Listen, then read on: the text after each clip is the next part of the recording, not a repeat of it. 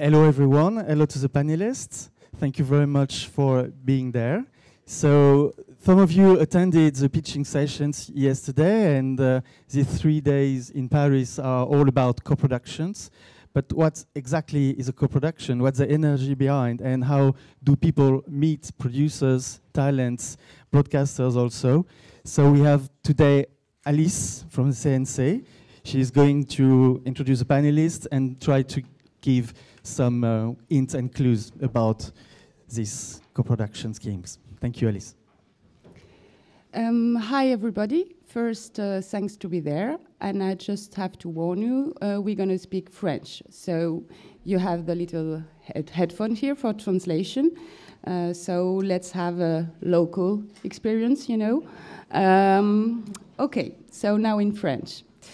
Donc depuis le début de la journée, since the beginning of this day, we've been talking about the significance of the creative part in European co-production. It is important that we go back to the source of this, that is what makes creation, and explore how creative teams are established. I'm very happy to welcome here very interesting panelists. Thank you very much for coming. Let's start. I would like to introduce Pugh Berndt, who is the director of fiction for the Danish channel DR. Jimmy Desmarais, deputy joint general manager of Atlantic Productions that you saw yesterday. And I would like also to thank Dominique Julin, joint director of French fictions in co-production for Canal+. We also have Laurent Mercier, the representative of authors at this table. As a writer, he will share his experience within Serial Eyes. Lorraine Sullivan is the training manager for Serial Eyes. And last but not least, Sandra Weiss, director of international co-productions for Newen. Donc, comme on l'a beaucoup évoqué, as mentioned, we speak about organic co-production, the necessity to give a bigger share to creativity. We also need to identify talents. How do we meet? How can we create together? It is essential that we can speak about the first step, where things are taking place. And this is training. In many European countries, we have writers and screenwriters and directing schools. But what was missing in the European co-production was the extra forum to share and talk about writing at the European level. And this is particularly interesting in the experience Lorraine Sullivan has established for Serial Eyes. I would like her to start speaking about this, and then we will continue with Laurent Mercier, who will also explain his point of view on this training. Serial Eyes was set up 3 years ago now. It is a European training, totally European training for the screenwriting of series and series production. The whole idea was emerged in a number of discussions in places such as Séries Mania, where European professionals spoke about the need to train young screenwriters, young European producers to the writing of series more specifically, and also developing a cooperation which does not exist in Europe. We have the writer's room in the United States. We don't want to import the concept as such, but to really develop some sort of cooperation culture here. Serial Eyes is in selecting 12 participants, young scriptwriters and producers, not debutants, but people who have 3 to 5 years experience, coming from all over Europe. They come to Berlin, and we're supported by the media program, ex-Media Creative Europe. It's in the Berlin Film School. We also have partnerships with the London and Danish film schools, but it is taking place mainly in Berlin, where for 8 months the scriptwriters are being trained very specifically to series screenwriting. It's very specific. So for those 8 months, we develop techniques, projects, and also we establish trust and knowledge of the strengths and weaknesses of everyone, which is absolutely necessary to be able to go on tangible co-production projects. So we have the former ones coming to co-production and signing with European producers. And thanks to this interchange and discussions, they can work on European projects. Could you say a word about the stakeholders, which is an important part of this training? You have people coming from all over Europe and representing European countries that we don't see so often. Yes, the trainers are very high-level professions, such as Nicola Lizardi, working with Sky Italia, Guino Desmarais, who speaks about The Revenant. Dominique Jubin also comes. We also have professionals from Germany, Denmark. Each year they come and spend a couple of days to meet professionals from Denmark and also in London, people from the UK. So the idea is to give a very precise view on the local and the European markets.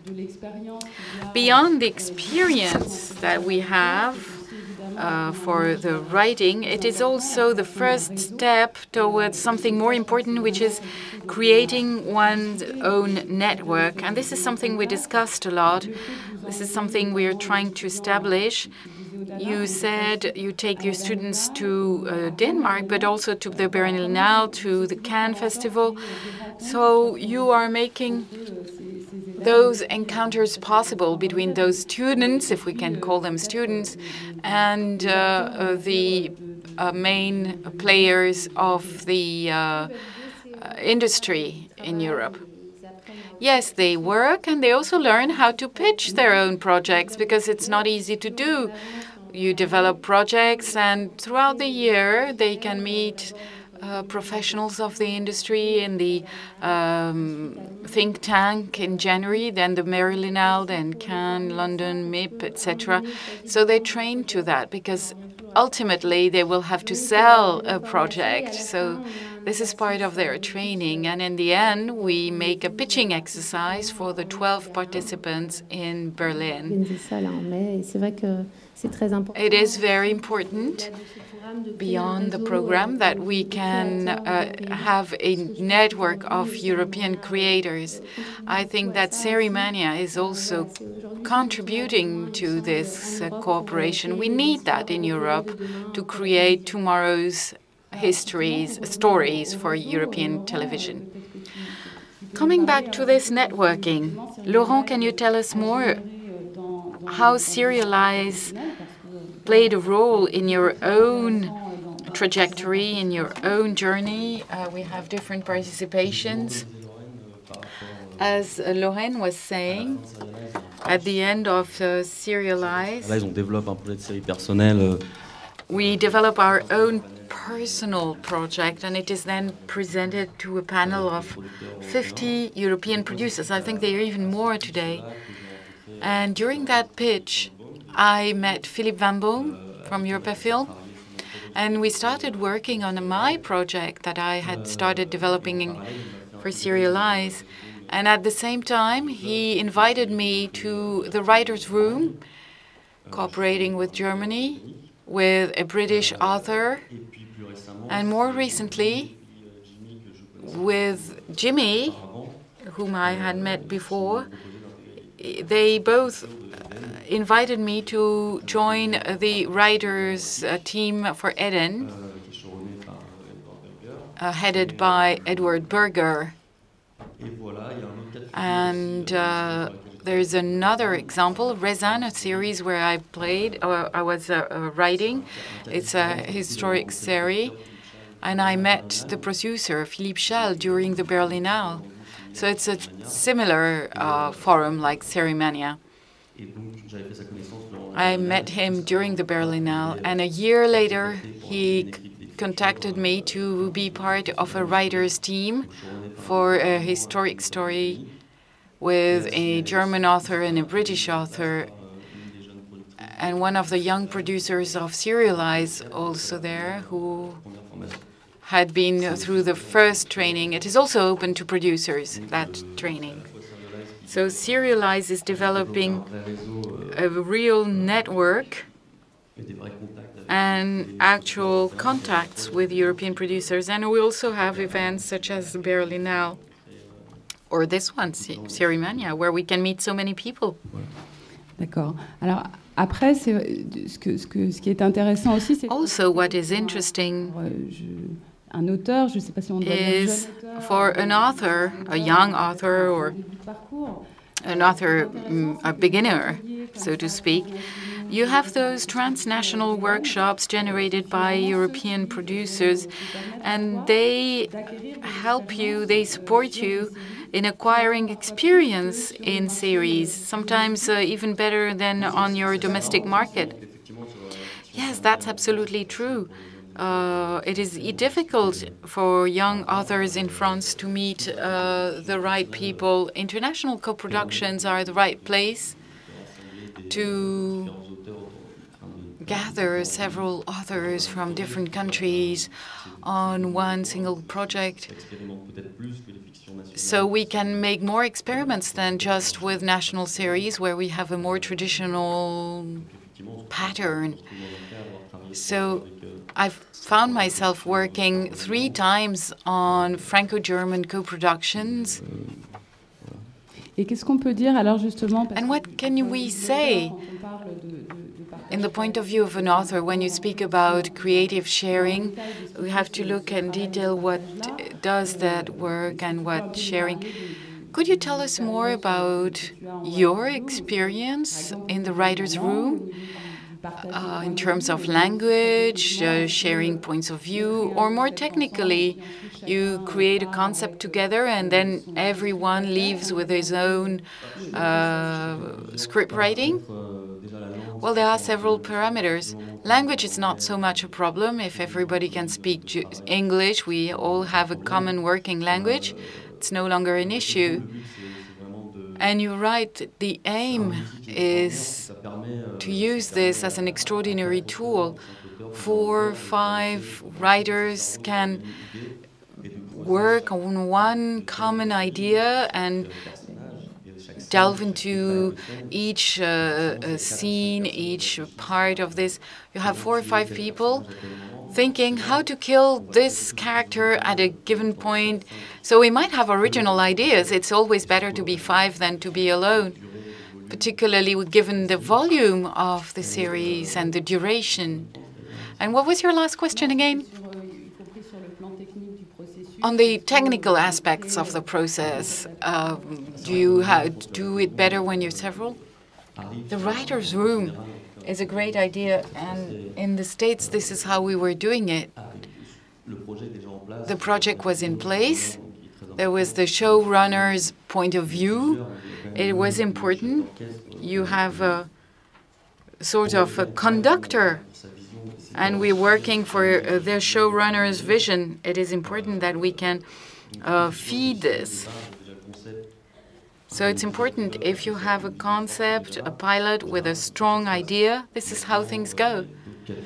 But then there can be different cases where we have a concept, but we have to delve in. Sometimes I have to develop concepts in a writer's room. If there is a showrunner, if there is a vision, even if it is not really written in stone at the beginning, it might be interesting to develop this with co-authors, co-writers.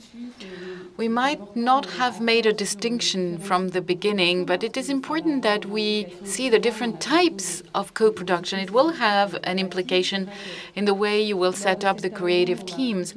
In this table discussion, we will look at the organic co-production, as we call them. And in the writer's room, the authors have to discuss this up front and find the right concept. And then you have European co-productions, which are very ambitious, want to have an international scope. And then you will use English as a language for the screening and for the shooting. It is not always easy to have writers from different nationalities, but you work on those organic co-productions where you need to exchange point of view. And I'd like to turn to Jimmy to tell us more about this organic nature of co-productions such as Eden. We won't make the pitch in a sentence, but this generates an encounter between the authors. Eden is a Franco-German co-production. It is a project in the framework of refugees crisis in Europe. It was initiated in Germany with Edward Berger. And because of its topic, it has an international scope and a European scope, although from the beginning we had a German political point of view. We have 5 characters from different nationalities: German, French, Greek, Syrian. So you have a mix of nationalities, and we needed also to have a crossing of views. And this is what is interesting about Serialize.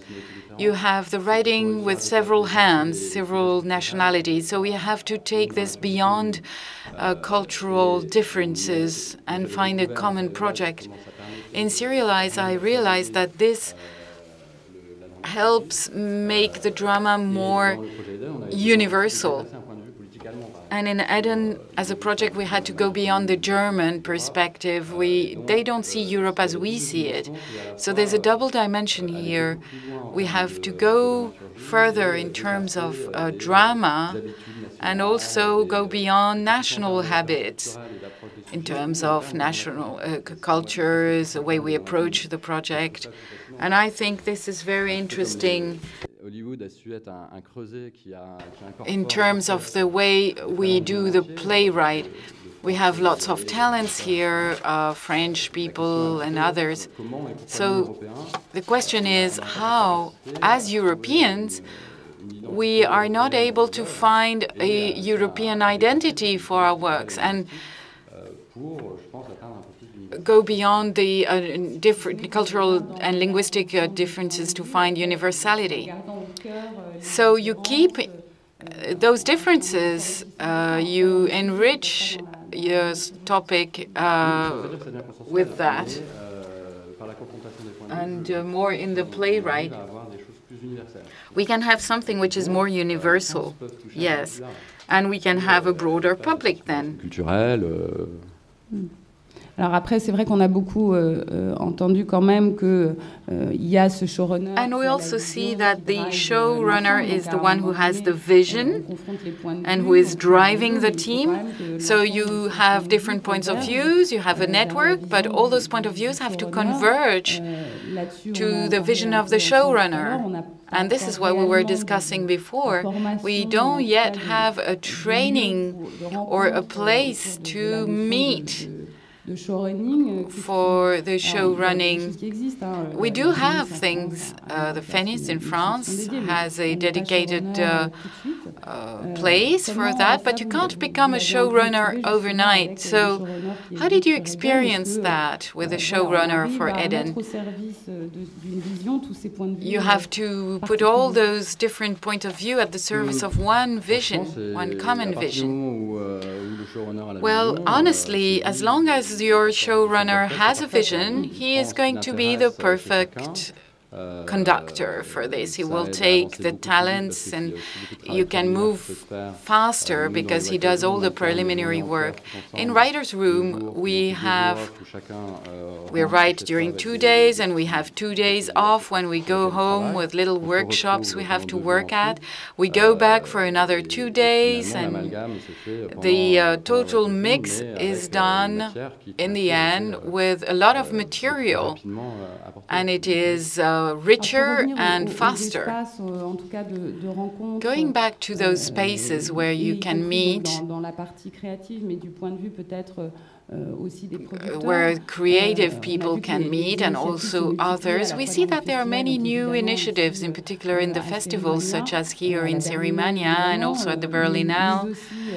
Also the Sundance Festival, which established the storytelling Sundance, which is a place where authors and creators in general can meet. This is something that will trigger new moments where they meet again during the year. We see that everybody is really working at this. We have a lot of private initiatives also that are key, such as Media Exchange, which is organizing with the Erich Pommer Institute new sessions in Berlin. I think you participated to this, Sandra. Can you tell us more? Yes, last year I was lucky to come to the TV Drama Lab. This is a session organized by Media Exchange. It is an encounter of twice a week in Berlin. Lots of things are happening in Berlin, I must say. And the idea is to gather authors, writers who don't always come from fiction, but want to develop in fiction.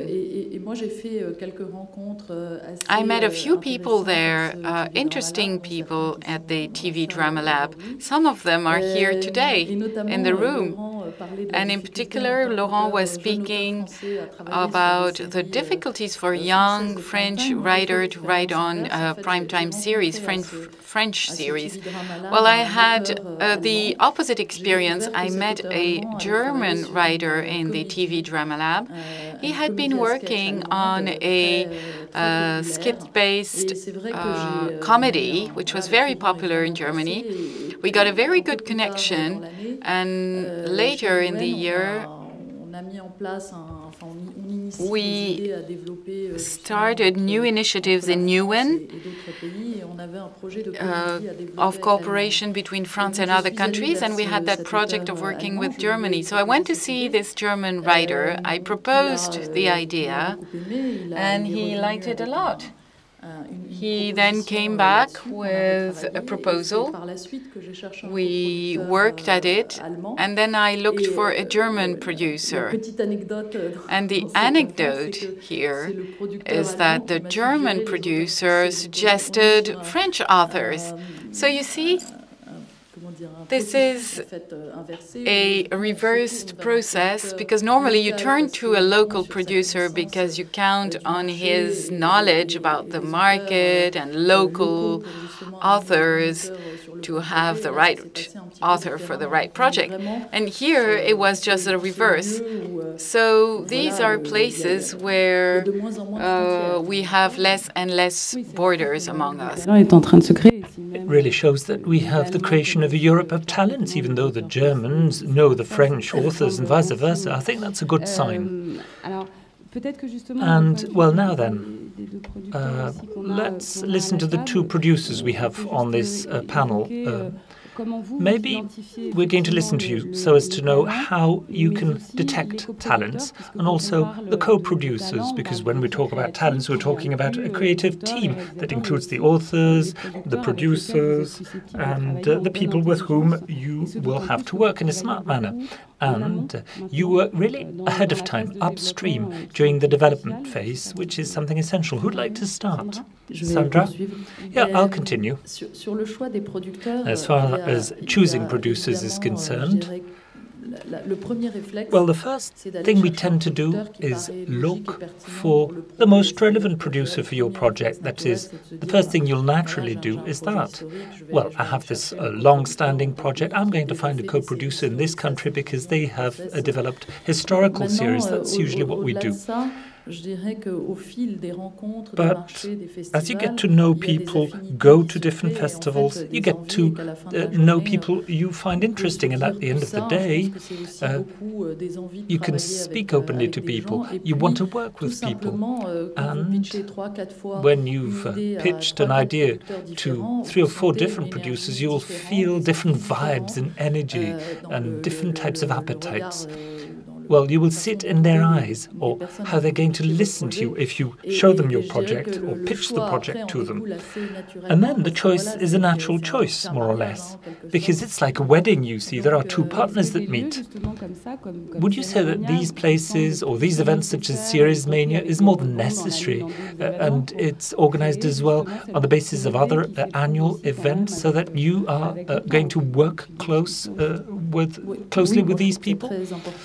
Yeah, that's very important. Very important to go to Séries Mania. I was talking about TV, Drama Lab, and also all the usual markets. We think sometimes there are too many of these events.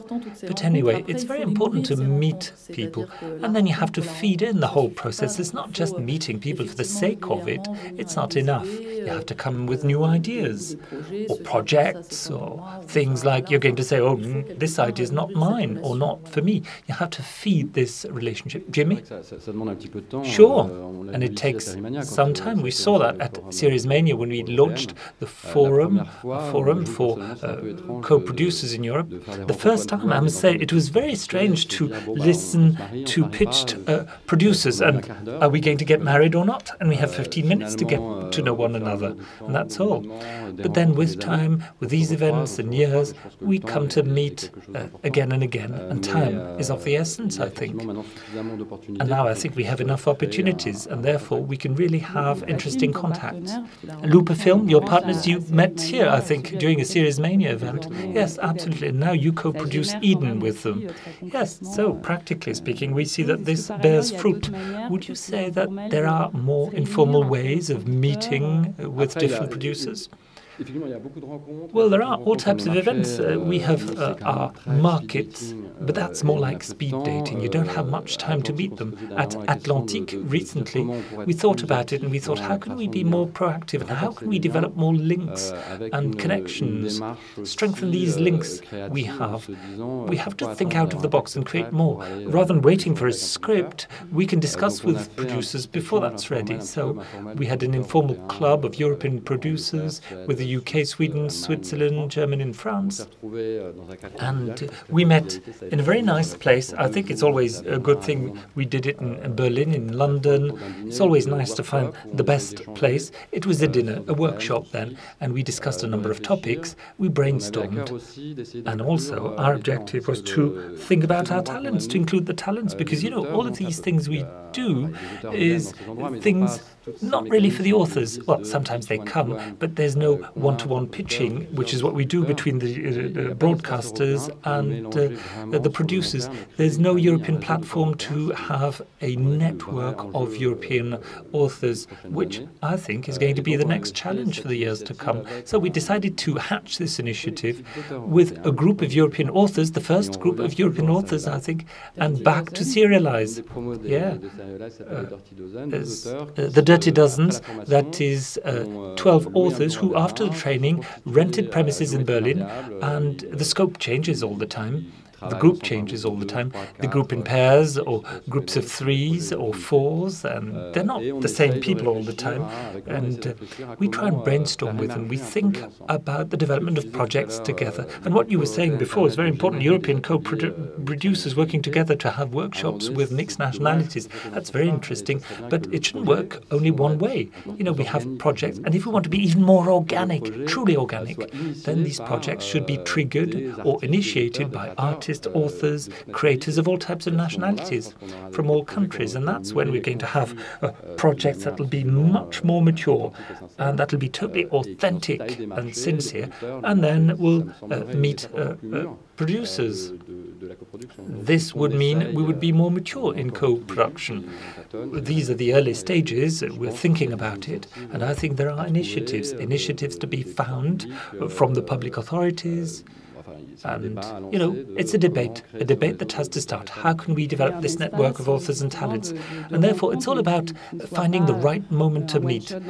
Not just a one-off event, once a year, that's all. But what you want is this to be repeated, a cut-and-paste type of event. Yes, something that was done in the south of France, I think, with 12 British talents, Tony Rizzoni, Jack Thorne, and others. They all said yes. It was a simple thing. The thing was to visit a region, to look at the landscape. That's what the region had decided to do. And there was a real appetite. These talents wanted to meet, they wanted to discuss and be together. And I suppose that next step is to do this type of thing again. No, thank you. Pew, as we were saying before, it's always very important to have teams, creative teams, at the heart of the whole process. Now, you at DR, you have a special policy, I suppose, with authors who truly are in-house authors. They work on your project. Now, my question is, why did you decide to do this? And what about value added or the quality you can have in your programs in doing things this way, please? I'll take this off.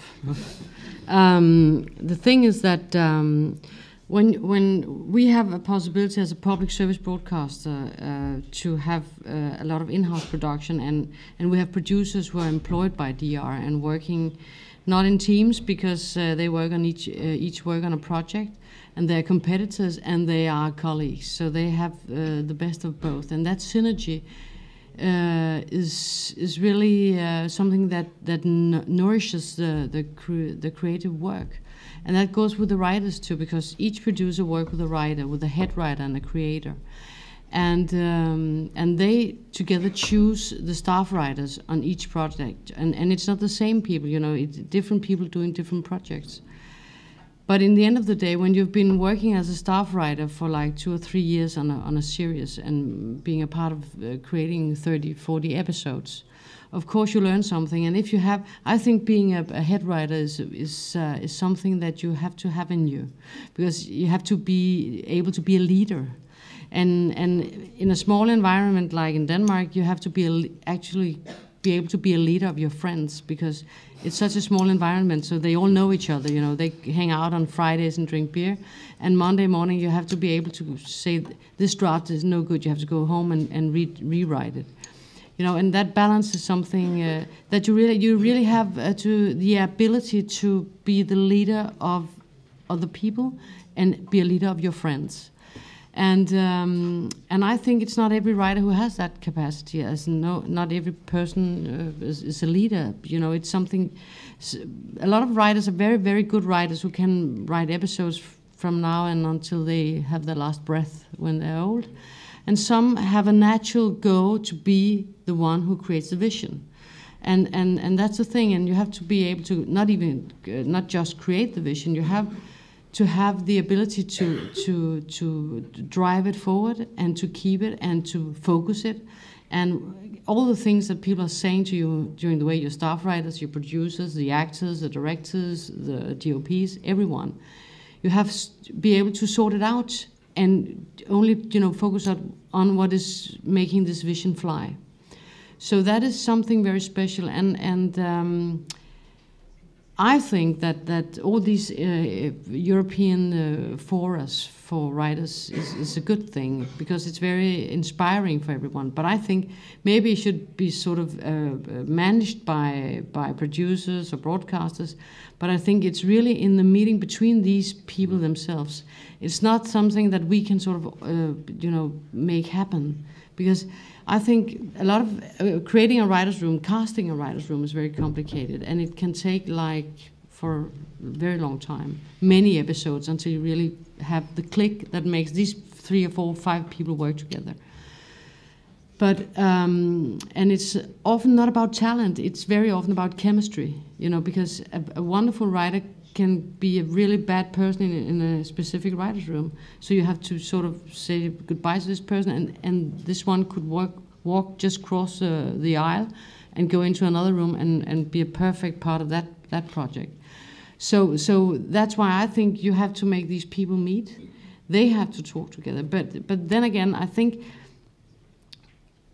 when we talk about all this co-production, I think you know, I'm the one who's traveling around saying the more local, the more global. And I really believe that still, because the more you know of what you write, the better it is, I think. But of course you can inspire, and I think we have to, or the writers, not we, but the writers have to find out all the stories that are waiting to be told, the European stories. And what are they? You know, I think the content has to come first. I think that is very important, and that's why I think this Séries Mania is very good. I think MIP is really sort of hectic and sometimes very annoying. No offense, but it's much more about sailing and buying and you know, all this commercial stuff. We should take the writers out of that and put them in here, because it's all about content here. Much more. We have all meetings around, you know, in the corners, but all the sessions here are about content. And I think that is an important place to be, and it's an important thing to focus on all the time, because focusing on the content with the writers, that's where the story comes from. It's not about, you know, now we take 3 different nationalities, we put them into a room, and then they're gonna explode with a wonderful story. That's not gonna happen. I don't believe in that. I believe that one man have a vision, and he or she says, I'm going to need a German writer and a French writer to make this vision work, because I don't know much about being French, I don't know much about being German, so that's why I need that support. And that's where the natural story comes, because we can all sort of make a construction of a story that make 2 or 3 countries work together. But I think it really has to come from the story and from the writers. Thank you, Pugh.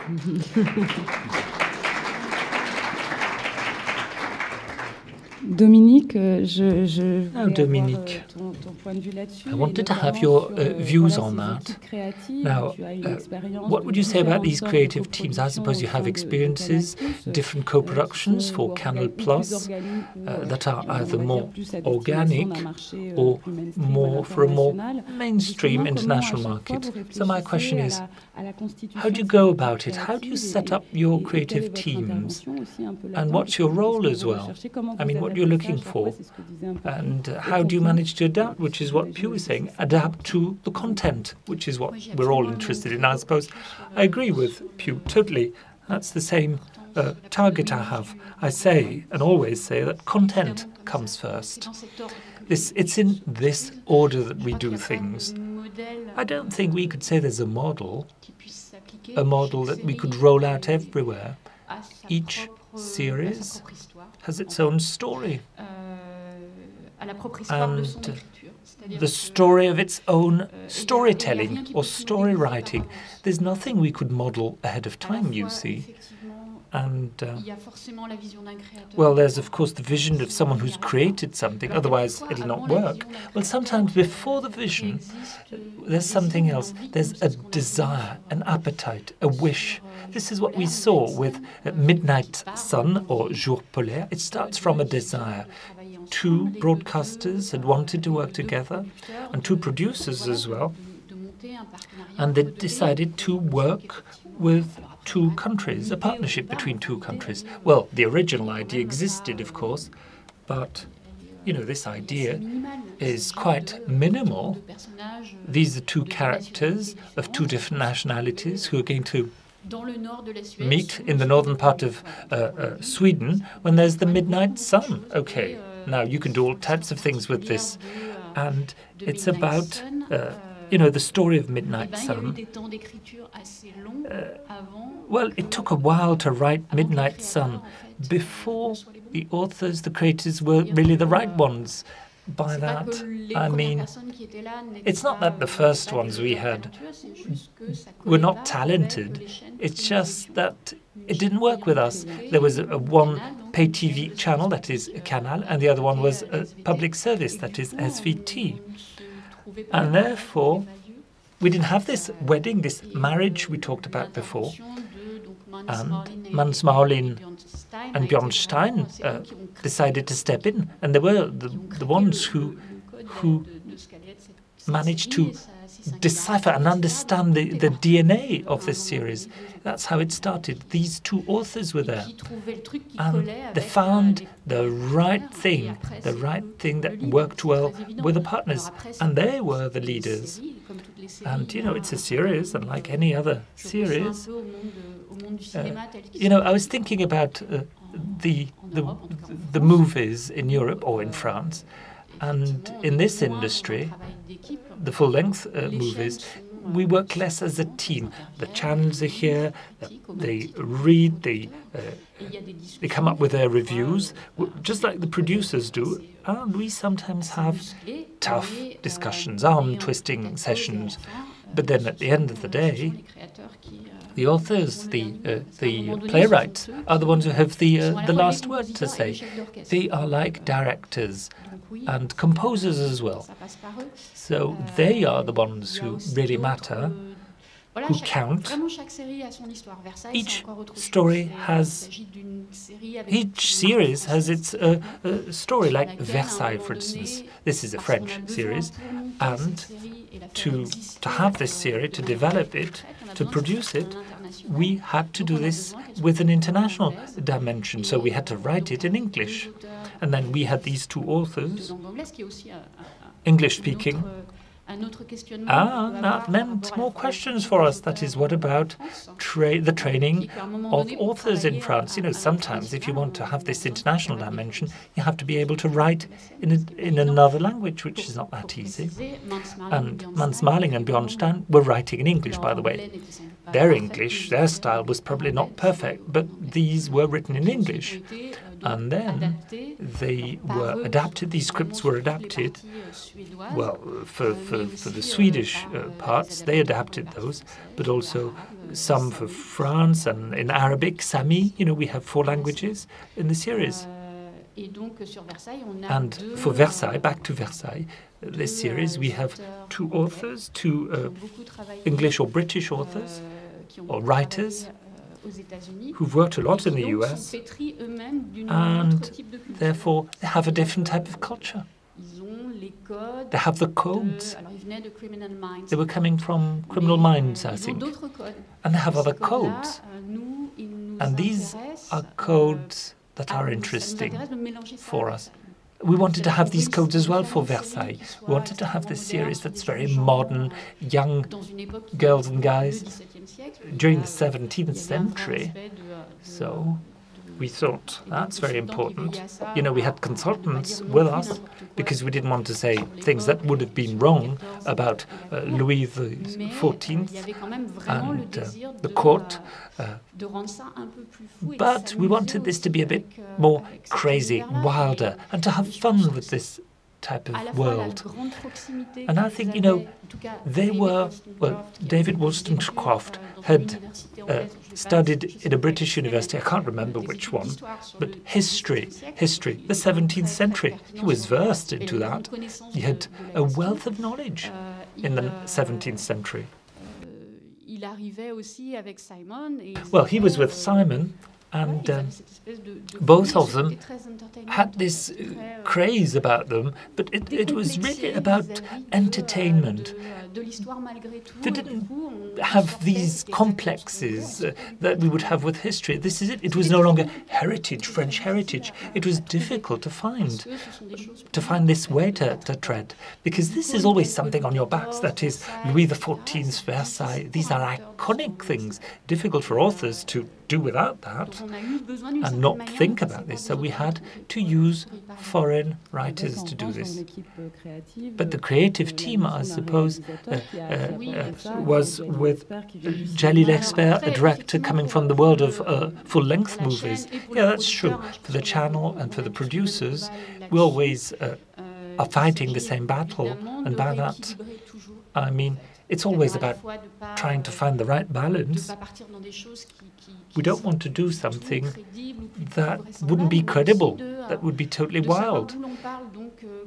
But we have to be clear as to our positions. For instance, Jour polaire or The Midnight Sun. There's this character, she's French, and her origins are from Algeria, and we're going to see them.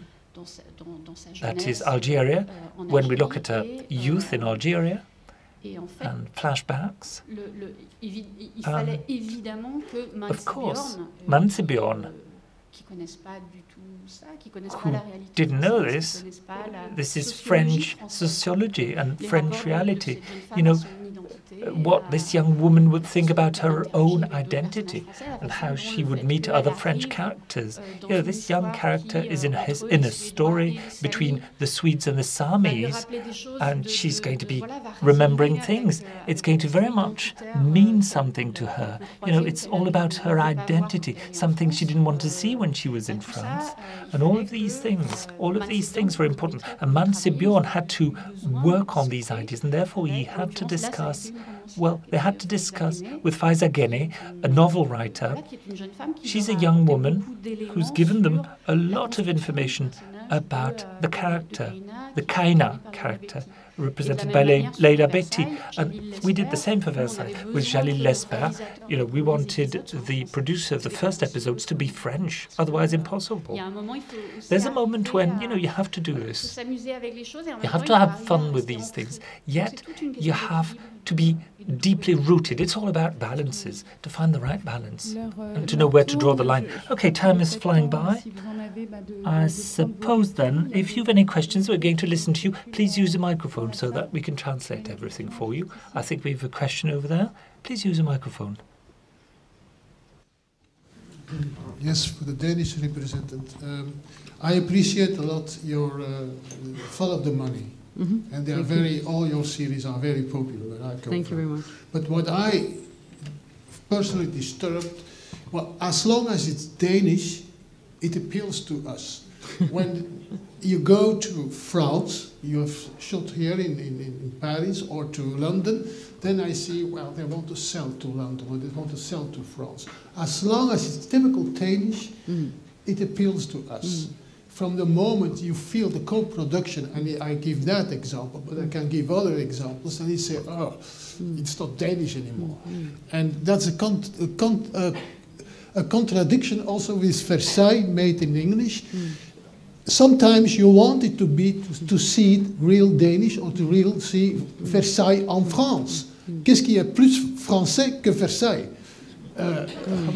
Yes, and what is more international than Versailles also? But then I agree. There's one thing I agree with what Dominique said, because sometimes it's very good to have foreign people coming in and having the disrespect for the history, because I think all countries have some kind of their history which we all have a certain respect for, and we can't say, no, you can't do that, but you can't do that because blah blah blah, for certain reasons. And then sometimes it's really good to have foreigners coming in and say, I don't care about that, forget about it, I'll do it this way, this would be good, this would suit the story, the blah blah blah. Whether you should in French or not, I'm not going to that because I have no idea. But I think it's good to have foreigners coming to sort of give another view on it, another take on the history that we are all sort of born with, or we are carrying with us with some sort of misunderstood respect, maybe. We understand better ourselves when, with that change of perspective, when other people look at us and, so, because we never know we never see the point from which we are talking. Does it make sense? It's a very strange sentence. On comprend le point dont on parle, duquel on est en train de... The point of view we're talking about is something you can't see because it's your own point of view, and that's something you understand only when you have somebody from outside. When you have this discussion with people from other cultures and nationalities. This is what you were saying as well. Yeah, that's true. And Jimmy was saying that. That's true. And you were talking about finding the right balance, you know, and the German theme about the refugees, you know, the French viewpoint conveyed by the authors would challenge this positioning correct. And it's not just about this debate between what's local, what's global, what's glocal. The challenge is authenticity, it's content. That's the most difficult thing. You know, co-production is not just for the sake of it, it's because you have this love and passion for a theme, a topic. And we're in Europe, we have a shared history, we have a lot that we share in Europe. We have destinies that are cross-fertilizing each other. It's not just for the sake of co-production, it's because there are so many themes we can explore. And, you know, TV series were just too self-centered in the past. So we want to broaden the viewpoint that we have. We can have all types of stories to tell. And what's very important, I think, is authenticity, content, the initial desire of the authors, the creators, as we say in French. And then our approaches are not directly connected to the content, to the desire that we have. That's the starting point. Any more questions? Yes, please. You wanted to say something? Hello. I want to thank you for focusing on the subject of the writers' room so much. I remember only 2 years ago it was said that writers' rooms don't work in Europe. They're too expensive. They will never be any way that we would produce series here. And apparently you have made good experiences. So my first question would be, did you ever have this position of viewing writers' rooms as being too expensive, and how did you go about it? And the other question is, some of you have worked with experienced writers that, in my imagination, must have had former experience in writing on their own, and then had a new experience of writing in the writers' room. And also some of you took the chances and worked with newcomers that have been trained in writers' rooms programs. Did you see any differences? Does it really go back to, like you said, just the personality, or do these skills that the people bring from the training programs really make a difference? I think an important thing for writers is to be published. You know, because if you only write but if you write for a trainee program, it's different. When you know it has to be broadcasts in a way, you're really in another ball game, and I think that's important, because that's really what makes the difference. That's it's going but of course you can't start on a high scale long running TV series. You have to start at a lower scale. But I think that's a training.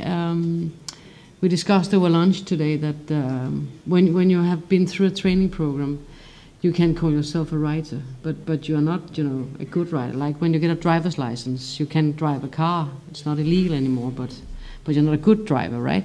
So you have to some training, and you have to do it. You have to do it in different things. And these days, you have got much more possibilities than just 5-10 years ago, because you can shoot something with your mobile phone. You can edit it on your computer. You can broadcast. You can put it online. You know it.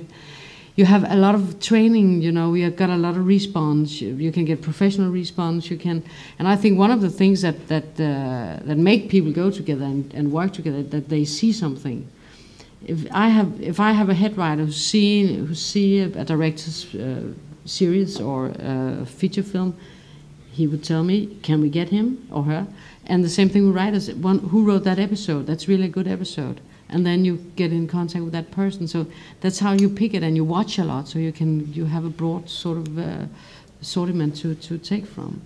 Thanks, so, but that wasn't really my question. Okay, sorry, misunderstood. Sorry, I was thinking. During a lot of other panels, I always heard people talking about failed writers' rooms attempts where they were working with experienced writers that couldn't really work together. Yeah. And I was wondering, I mean, of course, you've all had examples of working successfully with experienced writers, and I was wondering if having staff writers that come from a training program makes a difference in the sort of collaborative writing skills. C'est en sens que je militerai encore une fois pour... Well, here again, I'd say we need to have initiatives initiatives to develop a network between the writers, because usually it's top down. More often than not, we have the producers who think about their own needs, and they say, okay, we have these two writers that don't know each other, but it has to work. If it doesn't work, we're going to choose somebody else. You know, the dream for a producer is to have a European family with all the kins knowing each other, and then an author would say, or a writer would say, I'd like to write with this German guy, the British girl, etc. We've worked together. It's going to work for you. We've worked before together. So that means we have to find the right platform, develop the right platform, the right network between those who have talents, between the different writers. But I think I can answer your question now, finally, because yes, we did a series some years ago called The Legacy, and it took us like 8 episodes to get the right writers' room together. You know, to keep changing writers in and out and in and out, and that was a really complicated for the producer and for the creator, because they couldn't get the right people in, because it's a very complicated character-driven series with you know, a lot of complexity, and avoiding the soap of this drama. So that's really complicated. So you have to really work with the complexity of the characters really deep, and it took, I think it took 7 or 8, maybe 9 episodes to get the right writers' room together, and that was really nerve-wracking and expensive and crazy. But it worked in the end, and everybody landed on their feet, and we got a great series out of it. But and I produced many years ago a series called Nikolai and Julie, a romantic comedy drama, and I think we the creator and I worked together on this, and I think we had like 15 staff writers on 22 episodes, and that was terrible.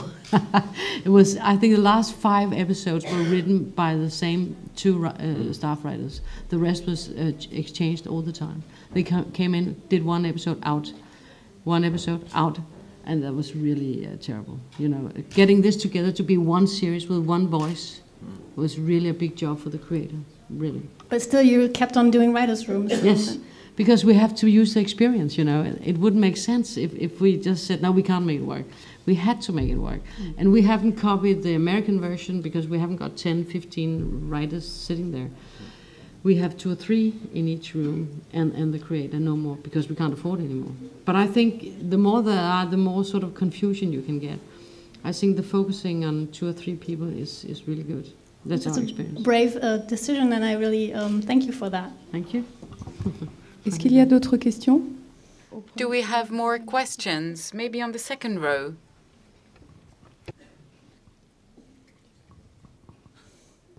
Comment on se retrouve? Je m'étais promis de ne pas poser de questions. I promised myself I wouldn't ask a question, but I do. I'm sorry. On a en France, in France, we are lucky enough to have a great film production, and this is thanks to the subsidiarity principle and the French exception. So we were very clever, and we're able to keep the Americans away. They're very strong. They were out of our artistic field, and this is why it's all very strong. But I'm wondering if this is not going to be too heavy in the co-production area. I see projects such as Serialized, who had to go to Berlin to establish themselves. Other projects such as this one. So why not here? Why not home? It's just incredible. And secondly, when you're a French writer writing in English and you're trying to have an international aura, because that's part of our culture, the funds say, well, no, not possible, because you have not produced your script in French. We can't help you, we can't support you with funds for creation support. So this is just a comment, it's not a question, but aren't you frustrated? Because on the writer's side, it is extremely frustrating to say that France, again, is lagging behind. Well, you have the Femis. For Totally Serialized, this is made in Berlin. There's also Femis training for series. So there are things happening. This is for one type of training. There are also script trainings as well, more specifically. Internationally, the opening to English is not really there. Yeah, but it will come. We are working at it. I'm sure it is. I'm sure it is. But concerning your question about the funds to support that type of film, I think in France there are some subsidies. And whether the project is shot in English or in French, there's not a legitimacy problem. You have to integrate more projects that are in co-production from the upstream, right? That's important. When you look at the systems existing in CNC, the European authors are eligible for our support, our funds. You might not know it, but you can have Belgians, Germans, proposing projects, and they are supported financially. So it's more a matter of content. We want to have a more European content. It has to be open to Europe. But there are some leverages in France, and I'm not sure that we have the worst situations here in France. I'm sorry to say, but I'm French. But I thought that all drama series were dubbed in France. Yes. So actually, not okay, because they were dubbed into French. Toutes les séries sont doublées en France. Yeah, and then I don't see the problem in doing British language productions when you dub it, because you will get it in French anyway. Because we were co-production partner of a series called The Team, and that was shot in Belgian, German, Danish, Swedish, French. I think. Yes. But the Germans only saw it in German, and the French only saw it in French, and so on and so forth. And we saw it with subtitles. And I thought the flavor of this production were all the different languages, because all the different nationalities came through. So the actors, they didn't have to act like Danes. Now we're going to be Danes. They just have to be themselves, because they spoke in Danish when they spoke together, and then they spoke English, as I do. And that really gave it a certain flavor, that everyone spoke their own language, and then, they crossed in English. They met in English, as we all do. So and I think that kind of co-production is interesting. I think it's interesting to keep your nationality, and like we do in the bridge. You might not know, but the Swedes and the Danes are very different, and that's what we play with in the bridge. She's very formal, and she do all the things in the right way, and the Danes are more sloppy or sort of drink more and all that stuff. So and those characteristics do we play with in the bridge, and I like that. And Swedish and Danish are very different languages. In Denmark we think it's a Swedish series, and in Sweden I think it's a Danish series. So that's fine, but I think that's nice to play with that instead of sort of making it all the same, because the differences are interesting, and that's good drama, I think. Okay, je crois qu'on va devoir clôturer. Well, thank you very much. I think we have to close now. We maybe have a last burning question. No? Okay, well then, thank you very much. Thank you to the